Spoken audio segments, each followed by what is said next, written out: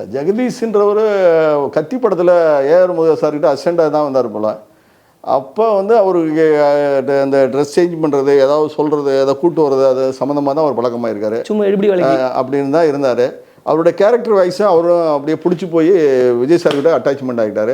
இன்னைக்கு முழுக்க முழுக்க விஜய் சாருக்கு அவர் தான் எல்லாமே. ஏ டு ஜெட்டு எல்லாமே. நான் எப்படி சொல்கிறேன் சார், இப்போ யாராவது காண்டாக்ட் பண்ணனா, ஒரு நடிகை காண்டாக்ட் பண்ணால் கூட இன்னைக்கு ஜெகதீஷ் அது வந்து நான் எப்படி சொல்ல முடியும் சார். யாராக இருந்தாலும் இன்றைக்கி விஜய் சாரை காண்டாக்ட் பண்ணால் ஜெகதீஷ் தான்.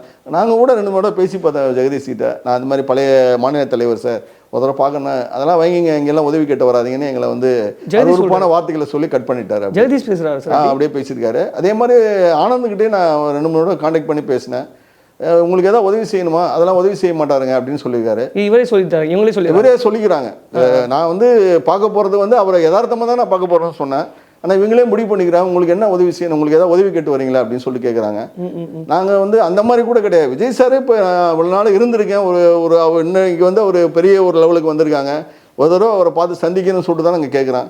என்னுடைய பசங்களோ நாங்களோ வந்து அவர் சந்திச்சு ஒரு ஃபோட்டோ எடுத்துக்கணும் தான் பார்க்குறோம். அதை கூட அனுமதிக்க மறுக்கிறாங்க. உதவியும் இல்லை, நாங்கள் உதவியே கேட்கல. அதுக்கு முன்னாடியே இவங்க எங்களை வந்து அனுமதிக்கிறதே கிடையாது.